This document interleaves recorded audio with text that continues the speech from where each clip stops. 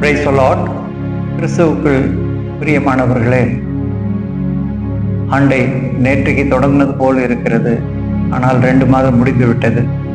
இந்த 3வது மாதம் மார்ச் மாதத்திற்கான வாக்குத்தத்தத்திற்காக கர்த்தருடைய பாதத்தில் காத்திருந்து அவருடைய வாயின் வார்த்தையை நான் பெற்றுக்கொண்டேன். அந்த வார்த்தையை நாம் வாசிக்க கேட்போம்.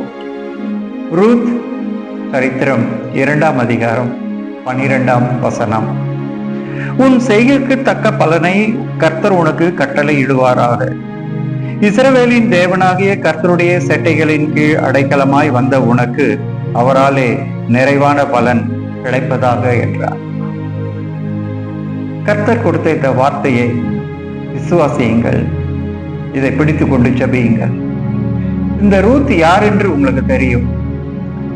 கர்த்தர் அருவருக்கிற மோவாபிய சந்ததியை அதிலிருந்து பிறந்தவள் தான் இந்த ரூத். மோவாபின் சந்ததியை அருவருத்தாலும் கர்த்தர் ரூத்தின் செய்கைகளை அறிந்து கர்த்தருடைய செட்டையின் கீழ் அடைக்கலமாய் வந்த அவளுக்கு அவள் கர்த்தருடைய சித்தத்தை செய்து கர்த்தருக்கு பிரியமாய் நடந்து கொண்டபடியால் கர்த்தர் அவளுக்கு கொடுக்கிற ஆசீர்வாதம், இஸ்ரவேலின் தேவனாகிய கர்த்தருடைய செட்டையின் கீழ் அடைக்கலமாய் வந்த உனக்கு அவரால் நிறைவான பலன் உண்டாகும் என்று சொல்லுகிறார். அன்பானவர்களே, நாமும் கூட ஒரு காலத்தில் பாவிகளாய் கர்த்தருக்கு பிரியமில்லாத காரியத்தை செய்தோம்.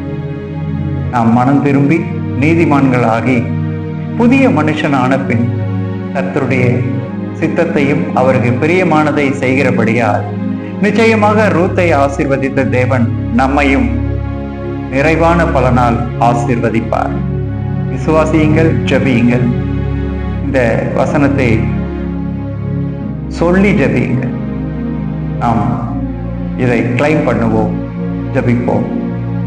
இஸ்ரவேலை ஆசீர்வதிப்பதே பிரியம் என்ற எங்கள் தேவனாகிய கர்த்தாவே, இதோ ரூத்தை நீர் இவ்விதமாய் சொல்லி ஆசீர்வதித்தீர். அவள் உம்முடைய செட்டையின் கீழ் அடைக்கலமாய் வந்தபடியால் அவளுக்கு நிறைவான பலனை நீ தருவேன் என்று வாக்குரைத்தபடியே எங்களுக்கும் நிறைவான பலனை தார். எங்கள் ஜீவிதத்தில், எங்கள் ஊழியத்தில், குடும்பத்தில் ஒரு நன்மையும் குறையாதபடிக்கு காத்துக்கொள்ளும். இயேசு கிறிஸ்துவின் நாமத்தில் ஜெயமெடுத்து ஜெபிக்கிறோம் நல்ல பிதாவே. ஆமென், ஆமென். கர்த்தர் உங்களை ஆசீர்வதிப்பார். கர்த்தர் உங்களோடு இருப்பார். ஆமென்.